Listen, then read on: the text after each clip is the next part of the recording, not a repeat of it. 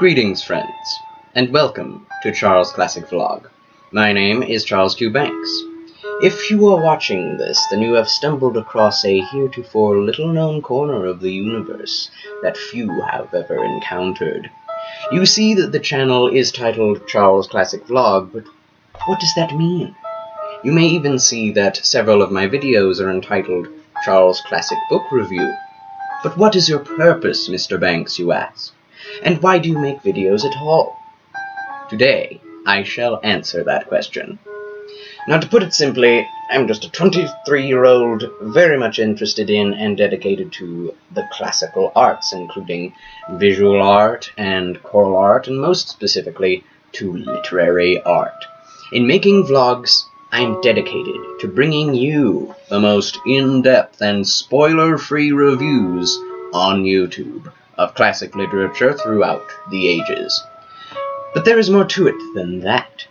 In order to prove this to you, allow me to take you back to the definition of the so-called literary review.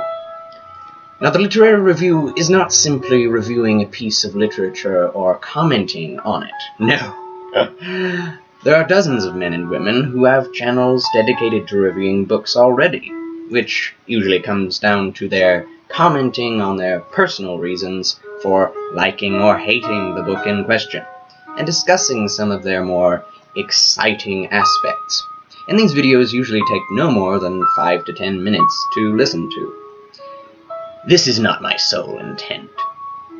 The literary review is a process of identifying and appreciating human intellectual history and tradition in order to collect information, in order to position oneself to write or speak about those older pieces of writing in order to create a new piece of media based on the older material.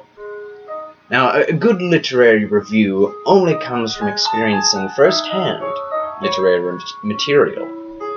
I read no cliff notes. I pay no attention to abridged books. If I am dealing with old material, I want to read it as it was written at the source. If it's in English, I want to read it in the mode of English in which it was written, as with any Arthurian legends I will review.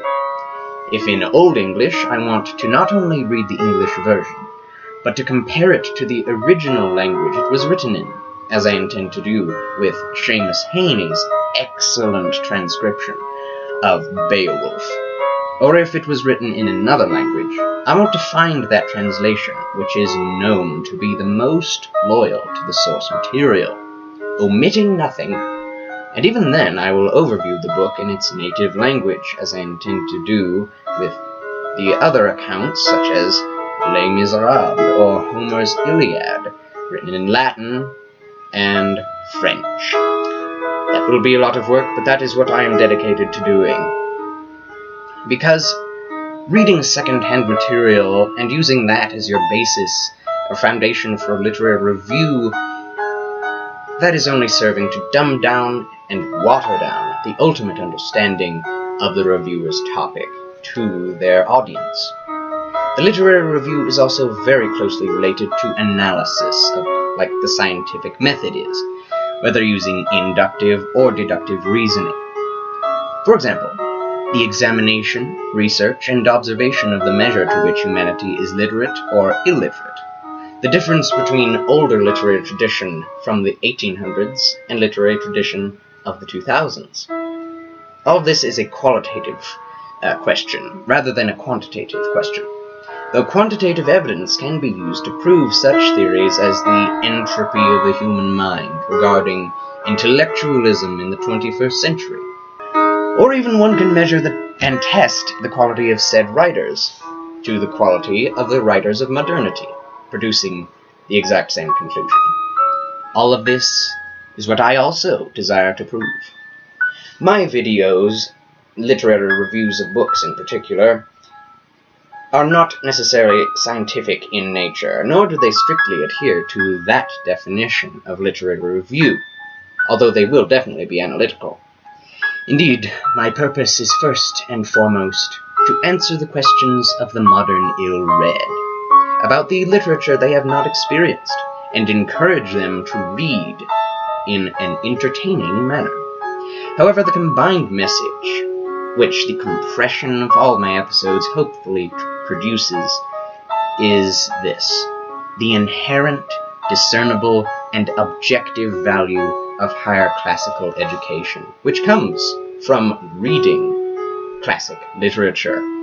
The purpose in the end, therefore, is to create the indelible impression upon my viewers that the appreciation and study of higher, older, and skillful writings, most skillful writings from the past, however indiscernible they may seem to modern audiences, is of inestimably higher value to the development of the individual, and therefore to society in general, than the modern author's attempts to become more relatable with less skillful writing. To try to make one's writing more widely readable by making them less grammatically complex is to err on the side of illiteracy, and therefore to compromise on what I view as the purpose of writing, which is to educate and to convey meaning precisely and profoundly. There is a reason why the classics are called the classics. There is a reason why there are more classics from the 1800s than there are from the 1900s. That reason is summed up in 3 words: objective literary skill. The society of the 1800s did not produce so many great writers by trying to make writing less confusing for the underprivileged, but because they kept the standard of excellence at a much higher level than we in America do today. The fact that 21% of American adults only have a 5th grade reading level stares me in the face, and the unbelievable statistics stating that 19% of high school graduates cannot read at all should tell us that there is a problem with our educational process, especially in the teaching of correct English. Yes, there are more books written and published than ever before nowadays, but has the amount of skillful writing suffered in the process? I think so. If so, and if these statistics can be believed, then we need to look back and upward to the height of literary skill from which we have fallen, and study the works of authors such as Shakespeare, Milton, Swift, Austen, etc., not only appreciate the skills of our ancestors, but seek to implement them, and even to exceed them. My name is Charles Q. Banks, and welcome to Charles Classic Vlog.